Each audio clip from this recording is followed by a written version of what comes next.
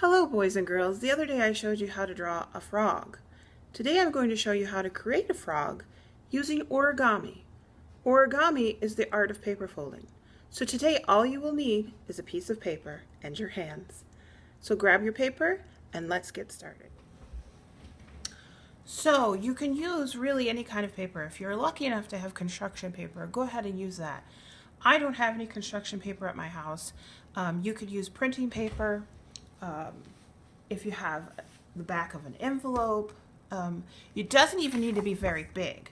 Now, in fact, I find smaller frogs jump better than bigger frogs. So if you get your paper too big, I'm going to show you first how to make it smaller. So if you want to make your paper smaller and you don't have a pair of scissors, let me show you how to do it. So what we're looking for is a rectangle piece of paper. So I'm just kind of looking at this part right now. I'm going to fold my paper. Now, if you have scissors, what you would do is you would just take your scissors and slice right on that fold. Of course, use scissors safety. However, if you don't have a pair of scissors today, try folding it backwards. I kind of go back and forth a couple times. Use your fingernail to kind of get a crease there, and then open it up. And what you can do is hold the one side down with your hand and then take this other side. Keep your fingers really kind of close to start with by the fold. And very, very carefully pull away from the other piece of paper that's laying on the table, and you will get a nice piece like this. If you want to color it in advance, you would color on one side or both sides if you want. You can use crayon. This one I use marker. The one thing I found about using marker is that the ink gets the paper a little bit wet and you have to wait for it to dry before you begin folding. Otherwise it doesn't work as good. You're going to take one corner, I'm going to use the right corner. If you want to start with the left, that's fine. What we're going to do is kind of make a triangle, and the top of the paper is going to meet the side. So I'm going to bend. I'm going to hold on to this over here with this hand so it doesn't wiggle around. Go slow. So what we're trying to do is get a nice point right on that corner. Get the top so it's matching the edge. Hold it in place, and I always like to push down kind of in the middle and then push out to the corners. Okay. When you get that done, open it up,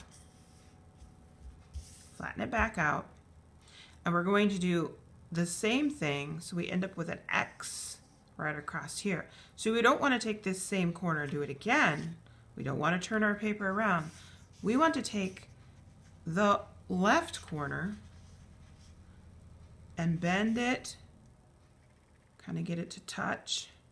Use your fingers to kind of check to make sure it's exactly how you want it to be before you push down, and then crease it with the side of your finger. Open it up and you should see an X. If you don't have an X, pause the video and watch that again, okay? Once you have the X, turn it over so it looks kind of like a little mountain here. And what we're going to do is make a horizontal fold, which means it's just a line. We're going to make a fold that goes right through the back of this X. So right where the X crosses, intersects, I want you to put your fingertip, okay? And what we're going to do is pick up the top, and we're going to lift it up and start bending it backwards. Now your fingertip, eventually you're going to feel it kind of hit that place where the X is crisscrossing. And what you want to do is move your finger out of the way, push it down in the middle first, then slide to the right, slide to the left, and then open it. So you have an X with a horizontal line going through it.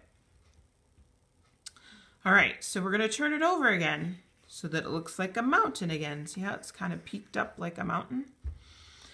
What you want to do is take your finger. This is one of my favorite parts. So what I'm going to do is take my finger and push, and it pops up. Do you see that? I'll do it again. So you push it down and it kind of just pops backwards a little bit. All right, that's pretty cool. So what I'm going to do is take those, I'm going to hold this down with my fingers. I'm going to take these two pieces that are kind of sticking up on the sides, I'm going to push them together, flatten it out on the top, and it looks kind of like a little house right now. So I guess you could stop right there and just have a house. But if you want to make a frog, keep going with me. All right, let me show that part again because a lot of people maybe need to see it. So grab the two sides, push them together, push down, and then push down again. Okay? All right, so keep it on this side, keep it on this, and you'll notice that there's kind of these two little flaps right here. All right? I want you to put one finger right in the middle of your frog and then lift up one of the flaps. Okay? What we're going to do, this is actually going to make the front legs. And what we do, see, we're going to take this little tab and we're going to bend it up, push it down, so it almost looks like this house has a little chimney sticking out.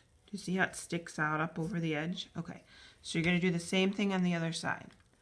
Pick up the little tab, pull it up, and fold it. Now, if they don't match perfectly on each side, if one's a little uneven from the other, it still will work most likely, so don't get too worried about that.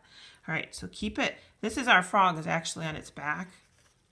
You can kind of almost imagine how this is going to work. But right now, our frog is very, very fat. So what we need to do is bring the sides in. So we need to pick up this edge. It's okay if the front leg lifts up a little bit as you do this.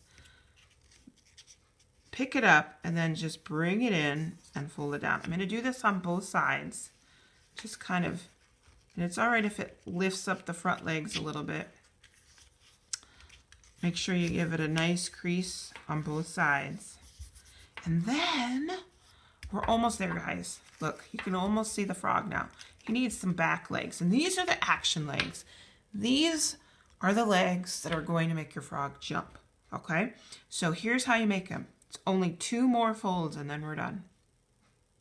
So you're going to take this long part right here, and you're going to fold up. It's okay if it's overlapping the front feet. Hold that down, take the top again, and fold back. Now, when you're folding backwards, try not to have this piece longer. It should be a little bit shorter than where you had it there, okay? Because otherwise when you go to jump, now before I actually practice jumping, sometimes I like to stretch out these legs a little bit, and then you turn it over. There's the frog. And this, I like to test it before I decorate it. So I take my finger, and you can't push down and hold it. You just kind of got to let it slip off of there. Watch. Just kind of push down gentle. And let, ooh, this one does a backflip. Ooh, it's kind of fun. If you make a whole bunch of these, you can have little contests like who's the best jumper. Ooh, that's a neat move. So you can have a little fun. Love this little guy right here. He's a little striped frog. He really jumps. So sometimes the smaller the frog, to get smaller frogs, you just use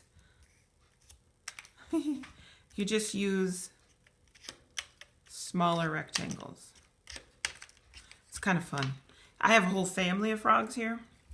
I've been making these all day. Once you get the hang of this, you can make a lot of frogs, and you only need paper.